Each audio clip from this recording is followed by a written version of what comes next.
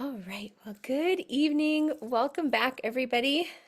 Hope summer has been awesome, and we're back with our August encounter, and today we're going to be talking about daily bread. I just want to share with you guys a little bit about um, just kind of something cool that the Lord has been doing in my heart and in my life, and He's just made it pretty clear to me that this is um, a message for all of us. And um, for those of you watching the replay, I'll give you guys the rundown. We'll have this. So this is kind of like part one of our encounter, and then part two will be the link to YouTube where Trinity leads worship. So kind of those two parts, and then we'll come back here to pray the rosary together. We won't record that part, but make sure that after the YouTube ends, it doesn't give you instructions because we did the rosary before worship yesterday. So on the YouTube, when you guys watch that, it'll say like, see you later, thanks for joining. But you guys can come back here to this link and then we'll pray together. But so about 3 months ago, kind of like end of May-ish, the Lord really began this like work within my life. Um, that has been really fruitful and really interesting. And I still very much feel like I'm kind of in the middle of this, but the lessons have been so beautiful that I really wanted to take this opportunity at our encounter today to share those with you. So it kind of began with, and this is maybe something you guys could all relate to, just the season that our country is in and just, the economy and everything. Like so many things in life are more difficult and everything is more expensive. And, we're feeling that as a family and we're definitely feeling that as a business. And so when I sat down in May to kind of work on our like budget and cash flow forecasting for Q3, put everything in there, like, all of our goals, all of our expenses and everything, and red, like so much red. It was just something that, like, as a business, we've never really experienced before. And it was like when I first kind of put things together and tried to like work it out, and it just, I cried. Like it was just so much red. Like it just seemed like we were so far behind. Like it just felt really overwhelming and really um like, how on earth was this going to work out? And then I remembered kind of fortuitously just about the same amount that we were running in the red, we're owed a big check from the government. There's a tax credit that we've been waiting for a year now. And it's just like, every time I check on it, they can't give me any information. Like it's processing, they're still working on it, it's coming eventually, but they can't like give me any information about when. And so when I kind of put that together, I was like, oh, all right, Lord, that fits so perfectly. And I was like, all right, good. Thank you, Lord, in advance for taking care of this. Because so very clearly, the amounts were, within like $1,000 of each other. Like that was going to be so perfect. And so for about a week, I started checking the mailbox every single day. And before I would go to the mailbox, I would pray and like thank the Lord in advance for the check being in the mailbox. And every day I would check, not there. And I began to get a little worried as we were kind of getting closer to that kind of the end of that quarter and having to have things figured out for the next. Like, Lord, what's your plan here, And what I experienced was not a miracle of this big, quick fix with one fell swoop. But the Lord really began this work in my life of the miracle of daily bread. And so when I kind of realized that there wasn't going to be a quick and simple fix, and through a series of signal graces, really, like I just kept hearing daily bread over and over and over from all of these different places. And I was like, okay, Lord, I think I get the message. And then my spiritual director encouraged me to very intentionally focus each area or each aspect of my day asking for daily bread. And end of May, I began this very intentional prayer. Every single morning, I began asking the Lord for daily bread in, kind of thinking ahead to the day, all of the meetings that I had, all of the chores, all the tasks, all of the people that I would see, everything that I was doing with the kids, all of our meals, everything that I could kind of foresee in that day. One by one, I would very intentionally pray for daily bread in this area and daily bread for that person. And I went through everybody in our family, each of our businesses, for you guys and your intentions, and pray for daily bread in every single aspect. And I did that day after day. And this very beautiful thing happened. Every single day, there was always enough finances, enough time, enough energy, enough help. Every single day we were provided for, every day, without fail.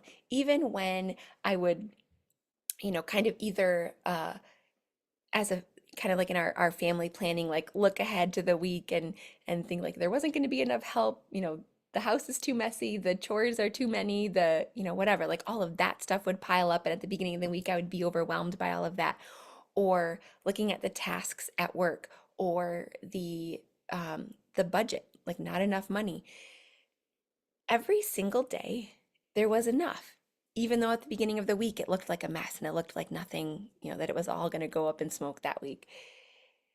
Day after day, this provision from the Lord was there. And I began to really understand this lesson. And it was something that, like, we've talked a lot about this. So it was something that I totally understood in like an intellectual sense. I knew this in my head to be true, that the Lord wants us to take this one step at a time, that He wants to provide daily bread, that He wants us to understand our littleness and our spiritual poverty so that we have to rely on Him as a father. Like I knew this in my head, but this is really the first time in my life that I have experienced this in this unmistakable way. And like for such a long time, there's definitely times when I've seen this before in my life where the Lord has taken care of things and, you know, things that I was worried about worked out, but it was more like one off. And this is truly a lesson in daily bread. And I've continued that prayer every single morning. Sometimes I forget. Sometimes it's, halfway through the day when I remember, but most of the time, very first thing in the morning. And then a really interesting thing happened. When we were at the National Eucharistic Congress in adoration one of the evenings, the Lord reminded me that He is the God of abundance. And I thought, yes, amen. I'm here for that. Like, let's move out of this season of daily bread, feeling like we've just got enough, that we're just scraping by, and let's move into a season of abundance. That sounds really good. I could really use a break. Abundance sounds wonderful. And so then I began to pray a little bit differently. And I prayed still very intentionally for every aspect of the day and every person and everything in my life for that day. And by the way, I was only praying for that day. I stopped, as I was thinking ahead through things, I didn't pray for tomorrow. I didn't pray for next week. It was just that day. But then I began to pray for abundance. Instead of daily bread in each aspect, I was praying for abundance in each of those things. And a couple of weeks went by, and then last week, as we were getting ready for the Hallow Summit, which is like a 7-hour drive, a long trip, and among the 5 drivers in our house, we've got 3 cars that we kind of share. Well, almost 5 drivers, 4.5. um, and 2 of our cars have been a little wonky kind of all summer long. And so we were going to take my husband's car. We're going to drive that one down to Steubenville. And then 2 days before we're supposed to leave, the radiator springs a leak and it's totally undrivable. and the mechanic doesn't have he didn't have the part or the or no they weren't able to get him in or whatever. It was not going to be ready for us to take down. The dishwasher went out. Just kind of like a handful of little things that same week too. And I had an appointment that I went to, and because we just, had like one wonky car, Zach had to drop me off. He had to go run some errands and he was going to come back to pick me up. And his stuff didn't quite work out. He was running late. My appointment ended. And so I decided to walk to the grocery store and he was going to meet me there. And as I'm walking, it starts to rain. And a little bit joking to the Lord, because again, like I know what he's doing in my head. Like I understand, like all of this is good and he is good and it's all going to work out in the broader sense. But I kind of laughed and I prayed, like, Lord, this really does not feel like abundance. I thought we were kind of like moving out of this tough season into abundance. And he very clearly said to me, abundance is hidden in trials in the same way that I am hidden in the bread.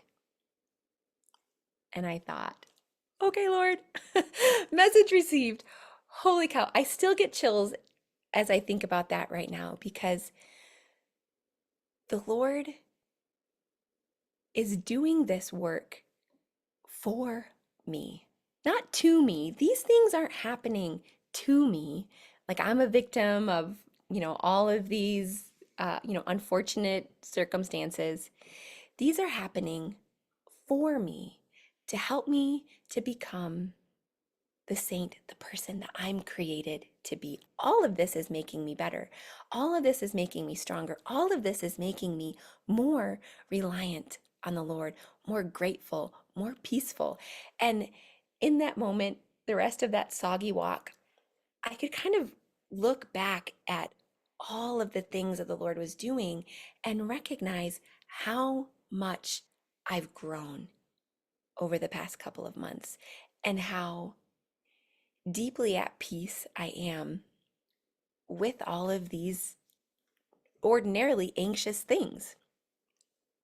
And so I kind of held on to that for a little bit. And then that weekend at the Hallow Summit, Dr. Scott Hahn said something that just totally blew my mind.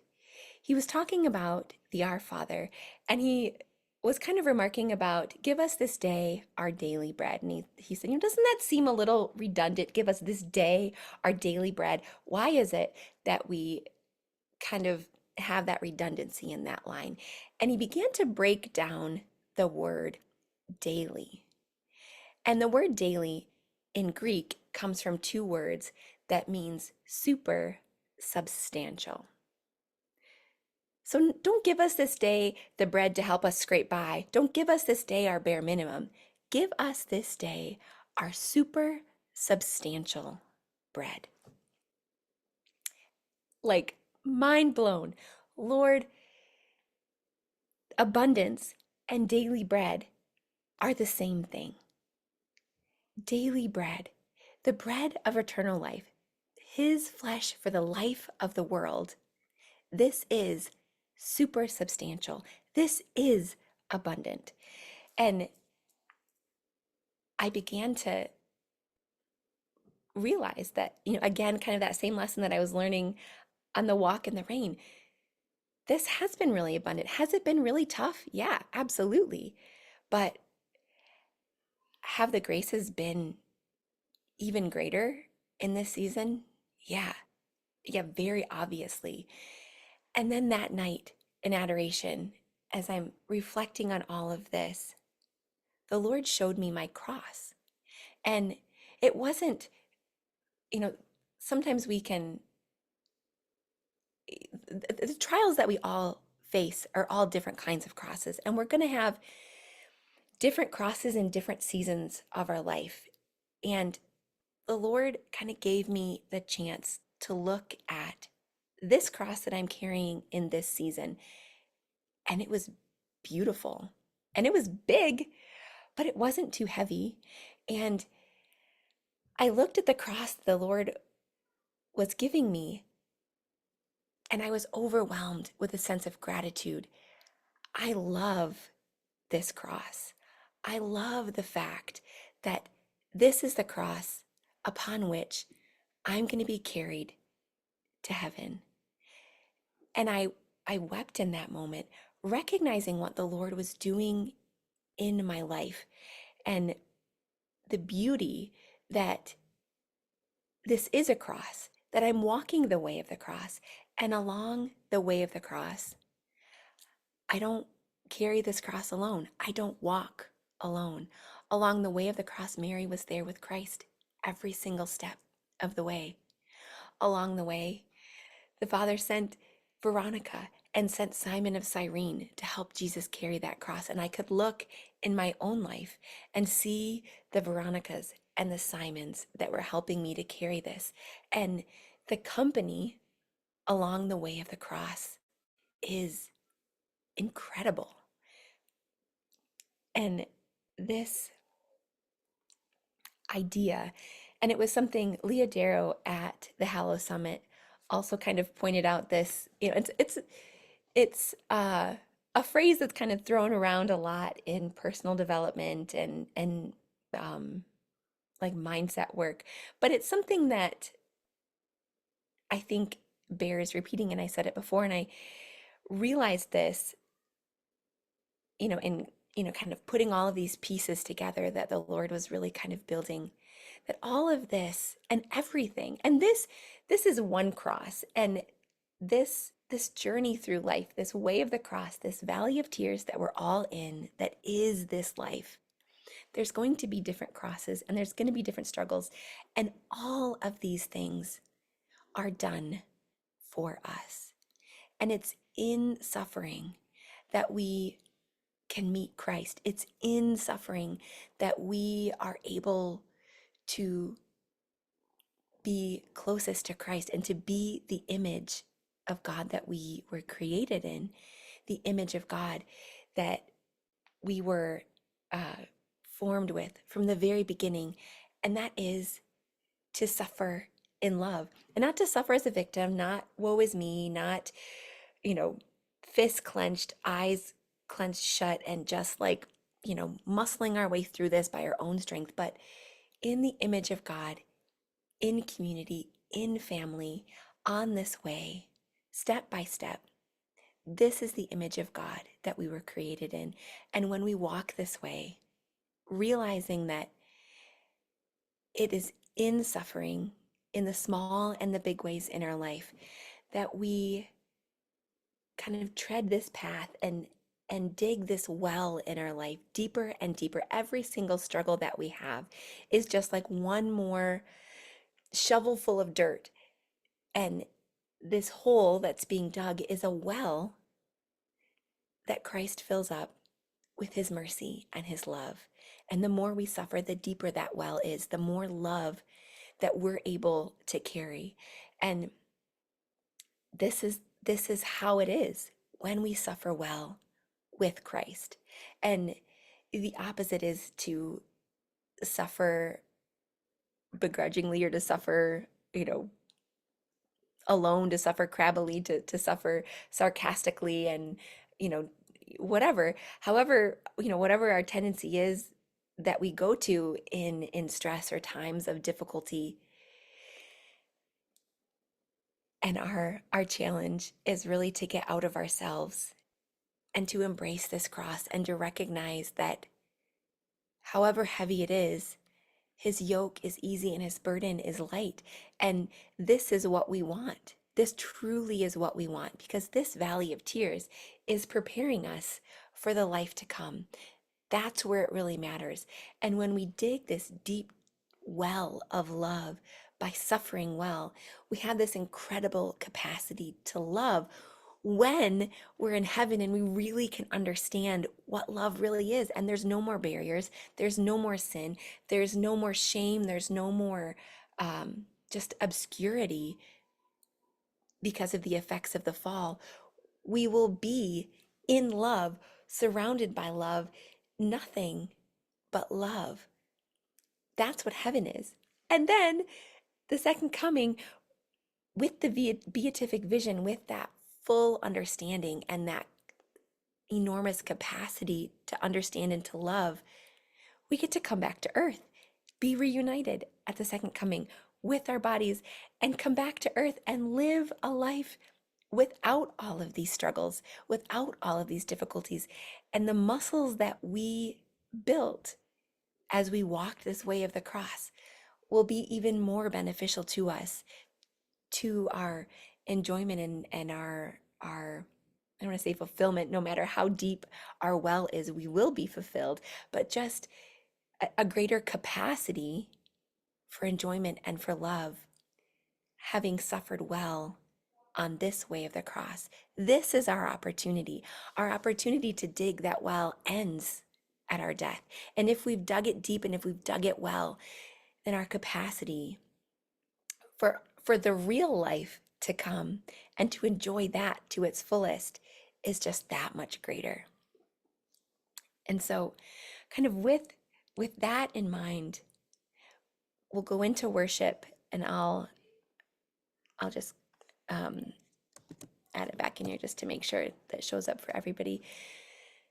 But as you spend some time in worship, pull your journal out if you have it, and think about what your cross is right now, and this way that the Lord is calling you to walk right now. And take an honest look at how much do you love that cross? And it's hard. And to say that I've loved any other cross in my life, I'd be lying. I think I, hope that I have become better at suffering well. But it's never been easy, and not that it ever does get easy, but it certainly is a whole lot lighter to carry when we can put things in perspective of real life, of preparing ourselves for the real life, the life that is to come, the life of the world. So think about that as we enter into worship for yourself. I'm just going to mute this and pause the recording, but we'll come back here to pray, or I'll end the recording. So those of you who are watching the replay, the YouTube video will conclude the end of it. Those of you who are watching live, come back here and we'll pray together. All right, see you guys back here.